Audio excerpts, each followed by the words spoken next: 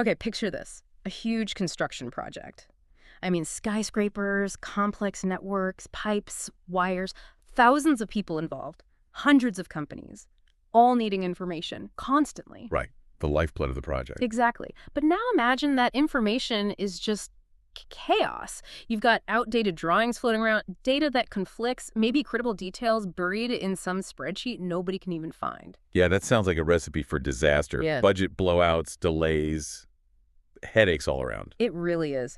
And that nightmare scenario, that information chaos, is exactly what we're digging into today. We're going to explore how we try and tackle this information overload and, frankly, inconsistent handovers in the built environment. We'll look at two pretty powerful tools. First, there's ISO 19650 Part 4. That's Right. all about streamlining how information gets exchanged in the world of BIM, building information modeling. And then COBie. And then, yeah, this really practical, maybe even game-changing schema called COBie. Okay, so our goal today, really, for you listening, is to try and pull back the curtain on this world. It can be full of jargon, can't it? It really can. We want to show you how these standards, these tools, they aren't just dry technical specs.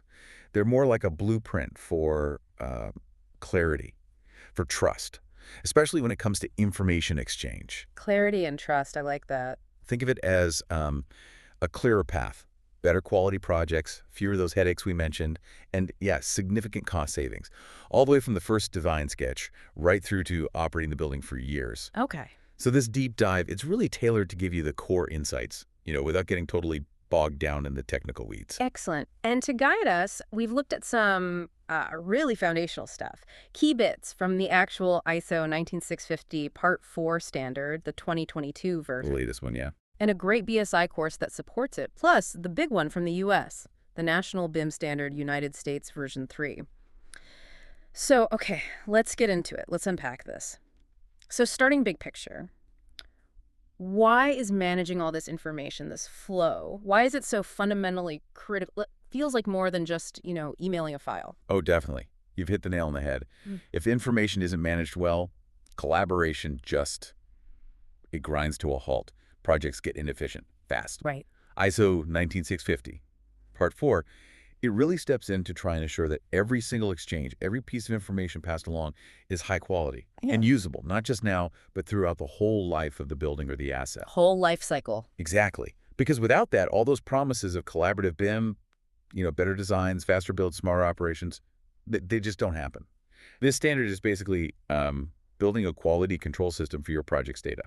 And a really key piece of this system is something called an information container. Okay, what's that? Picture it like a neatly packaged digital box of data. Like a labeled box. Precisely. Each box gets a unique ID, clear labels, that's the metadata, and you can easily find it in a central place, the CDE we'll talk about.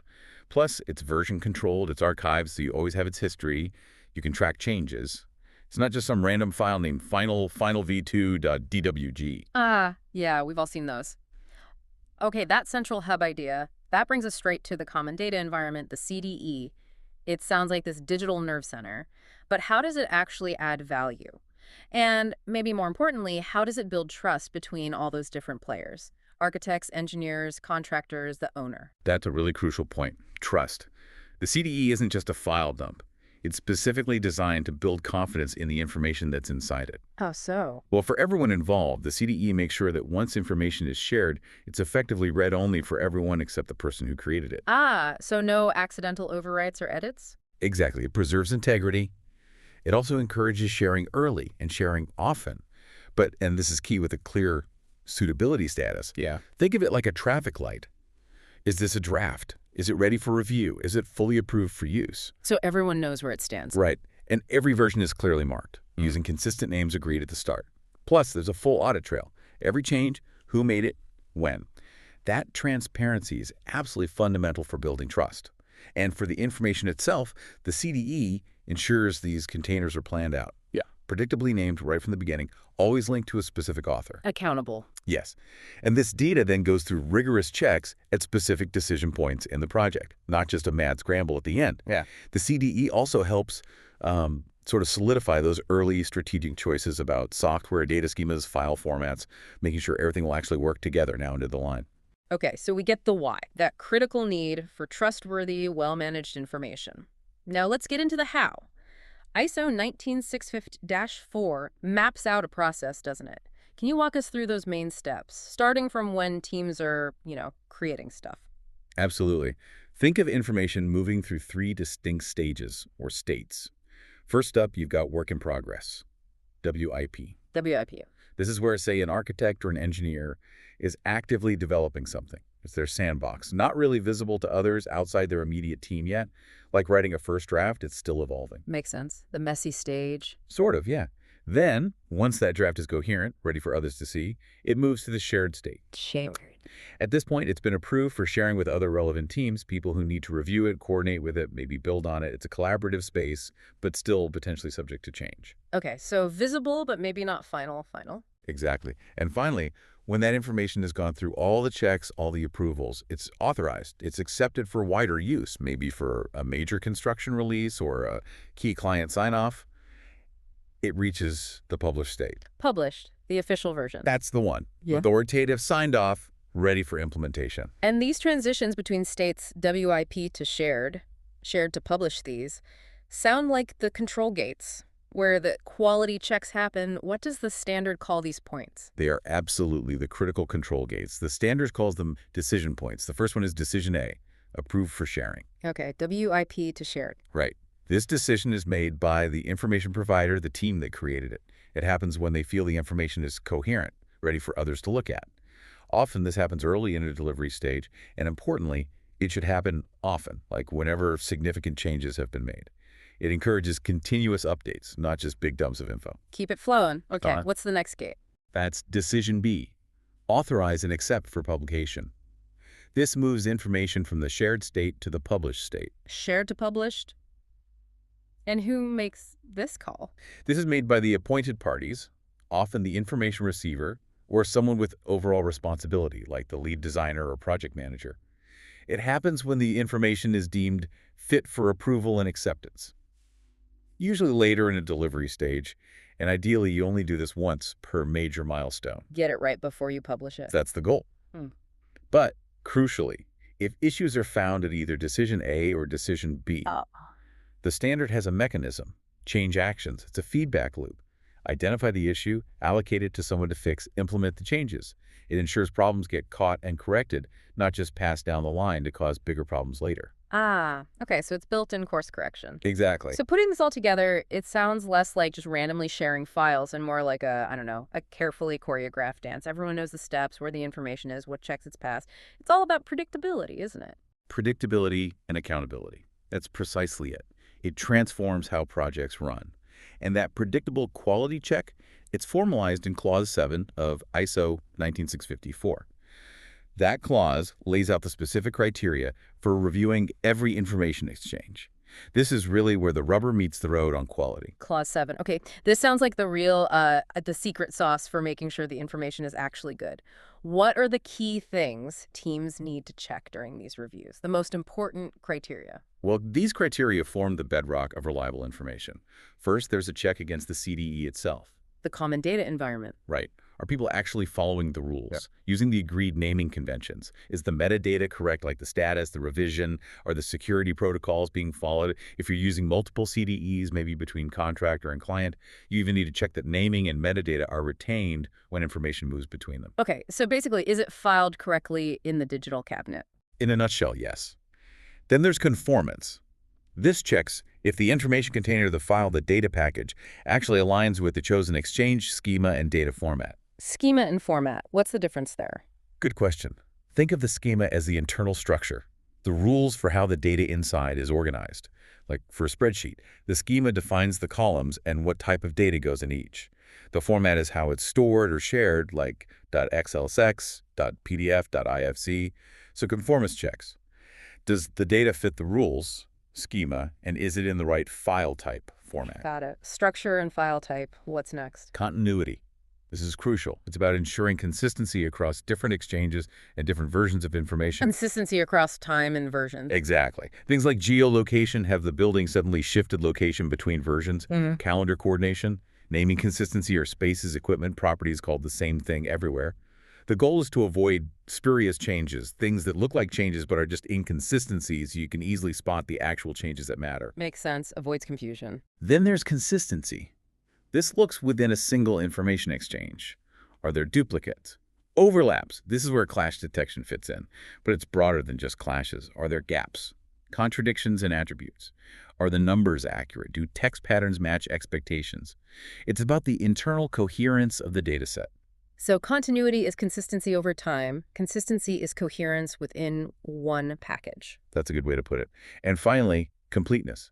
This checks if the information provided actually meets the level of information need that was specified upfront. Level of information need, that comes from the requirements. Precisely. Usually from the Exchange Information Requirements, Right. the EIR. Completeness isn't about having every possible piece of data. It's about having enough data, the right data, for the intended purpose at that specific stage, whether that's for early design or construction or long-term facilities management. Right. Fit for purpose. Okay, that's a solid set of checks. CDE rules, conformance, continuity, consistency, completeness. I remember you mentioned open standards earlier, too. Yes, the standard strongly encourages using open schemas and data formats. Things like ISO 2500 for Office Open XML Think.docx, .xlsx, or ISO 19005 for PDFs, or really important BIM, the Building Collaboration Format, BCF. BCF. Yeah, it's an open standard specifically for communicating issues, clashes, comments about a BIM model separate from the model file itself. Using these open formats means people aren't locked into specific software vendors. It allows genuine collaboration across different companies using different tools. Everyone can speak the same digital language. Okay, that really helps connect the dots. So we have the process, the quality checks. Let's bring this down to earth, a concrete example. How does this look in the real world? And this is where COBie comes in, right? Exactly. COBie Construction Operations. Building Information Exchange. It's a perfect example of applying these principles. COBie is essentially a data schema. It's specifically designed to deliver structured asset data information about the things in the building in a neutral, open format. Structured asset data. Yeah, the key goal is making it dramatically easier for building owners and operators to receive facility information and actually use it for ongoing operations and maintenance. O&M.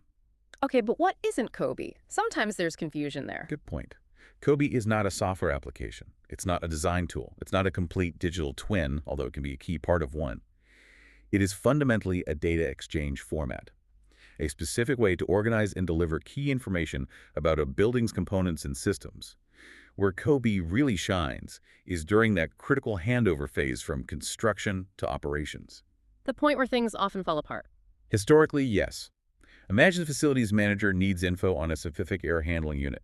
Make, model, serial number, warranty expiry, last service date, maybe a link to the O&M manual. Usually involves digging through boxes of binders or clicking through random folders. Exactly. Hours wasted. With COBie, that data is structured. It often uses a spreadsheet format or an XML format with specific sheets or sections. There's info on the overall facility, its floors, the spaces on those floors. Then it gets specific. Types like a generic AHU Model X. Components, that specific AHU unit with its serial number. Systems it belongs to like HVAC Zone 3, and even jobs related to it like filter change quarterly. Wow. Okay, so all that key operational data organized and accessible. Right there, digitally, ready to be loaded into maintenance systems or asset registers. So how does COBie then embody those ISO 19654 criteria we just talked about, the CDE checks, conformance, continuity? It must align pretty well. It's a really neat fit, actually. For the CDE, the COBie data file itself is typically managed within the project's CDE. It's owned by the lead appointed party, its status is tracked, its revisions are managed, it follows the CDE rules. Okay. Then for conformance, continuity, and consistency, this is where COBie's structured nature is perfect for automation. There are tools, often automated checking tools, that validate COBie data. Does it conform to the COBie schema? Is it in the right format, like spreadsheet or COBie Lite XML? Are the required fields left blank? That's a consistency check. Does the information, often derived directly from the BIM models, flow consistently into the COBie structure? That relates to continuity. So machines can check a lot of the quality. A huge amount. And for completeness, COBie is designed specifically to meet the level of information need that's defined in the project's EIR for operational purposes. It's about delivering the right asset data needed for handover and O&M, not necessarily every single piece of design data. Okay, this sounds incredibly thorough, structured, efficient. But let's talk brass tacks. Does it actually move the needle financially? What's the bottom line? Does COBie really save money, make projects genuinely easier? That is the million-dollar question, isn't it? Or maybe the multi-million-dollar question. And the answer, based on documented studies, is a pretty emphatic yes. Really? You have data on this? We do. The NBGEMS USE 3 document the National BIM standard for the U.S. Version 3 compiled data from case studies, and they found potential savings. Well, they were huge. In some phases, up to 96% total savings compared to traditional methods. 96%. That sounds almost too good to be true. It's an astonishing figure, I agree. But let me give you some specific examples they cited. An office project. Current costs for certain handover tasks were around $232,000. With COBie methods, potential savings were $222,000. A medical clinic. Nearly $200,000 saved from $209,000. A transit authority project. Over $500,000 saved. $566,000 from $594,000. Wow. And these aren't trivial projects. These savings are substantial. And many believe these numbers are actually conservative because they mainly focus on the direct costs of information handling, not all the indirect benefits like fewer mistakes downstream. Okay, I'm convinced the savings are real. But how? Where does that 96% come from? What specific tasks just disappear? It comes from systematically identifying and eliminating what the standard calls non-value-added tasks. Activities that eat up time and budget, but don't actually improve the final building or how it operates. Think about these. Okay. Validation. Instead of people manually checking endless lists and drawings for completeness or if data matches specs, COBie allows for automated programmatic checking. Huge time saver, fewer human errors. Right. Machines are good at that. Copying. Moving away from printing, collating, distributing stacks of paper, relying on managed electronic documents and data as the single source, handling, automating transmittals, logging, tracking through the CDE instead of manual processes. Less admin. Searching. Forget hunting through folders or boxes. Electronically searching and comparing product data against specs becomes almost instantaneous. Reformatting. Because COBie uses a single open standard format, teams aren't constantly wasting time exporting, importing, reformatting data to get it from one system to another. That's a big one. And maybe the biggest, recreating data. COBie helps eliminate manual data reentry. Information is captured once, ideally from the source like a BIM model, and then reused electronically. That cuts out vast amounts of potential errors and rework. Okay, when you list them like that, validation, copying, handling, searching, reformatting, recreating, you can really see it. Think about it, listener. Think about how much time you or your teams spend on exactly those kinds of tasks. Hours, days, weeks, every year. It adds up incredibly quickly. Automating that doesn't just save money, it frees people up to do more valuable work. Problem solving, innovation, things humans are actually good at. That feels like a really profound shift. It really is. And COBie itself isn't static. It follows what they call a spiral development model. It started back in 2007, version 1.0, and it's been continually refined based on real-world use, user feedback, developer input, up to version 2.4 mentioned in our sources. It keeps getting better. Constantly improving. Yeah, and there are tools for conformance testing, too. Quality control checks for exported COBie files, quality assurance checks for software that's supposed to consume COBie data. There's an open-source COBie toolkit. Specific vendors offer checking services. The ecosystem is quite mature. That's fascinating. Now, ISO 19650 is an international standard. Does COBie and this whole approach look the same everywhere? Or do different regions put their own spin on it? That's a really important point. ISO 19654 provides the overarching international framework. It sets the principles. But individual countries often develop what are called national annexes. National annexes. Yeah, documents that provide specific guidance on how to apply the international standard within that country's context, considering local regulations, practices, or other standards. They don't change the core ISO standard, but they tailor its application. Can you give an example? Sure, the UK National Annex is a good one. It gives specific UK recommendations. For instance, it mandates using Uniclass, that's the UK's unified classification system, for construction for all classification purposes within the information management process. So telling people which classification system to use. Exactly. Or I might recommend using the OS Grid, the British National Grid Reference System, for geolocation, again, providing specific local context to the general principle. And the UK Annex also offers some specific clarifications around COBie itself, like reinforcing uniclass as the preferred classification within COBie data for UK projects, or clarifying how systems and zones should ideally span the whole facility for better asset management, or a technical point about systems and zones not needing to have associated components or spaces just for IFC compatibility. IFC being the open data model for BIM. Ah, so tweaking the details for local best practice and interoperability. Precisely. It ensures the global standard works effectively on the ground, locally. But the core message about COBie remains. It's an information exchange format. It's not the database itself. It's not the whole software system. It's designed to support that transactional exchange, getting structured data from A to B reliably.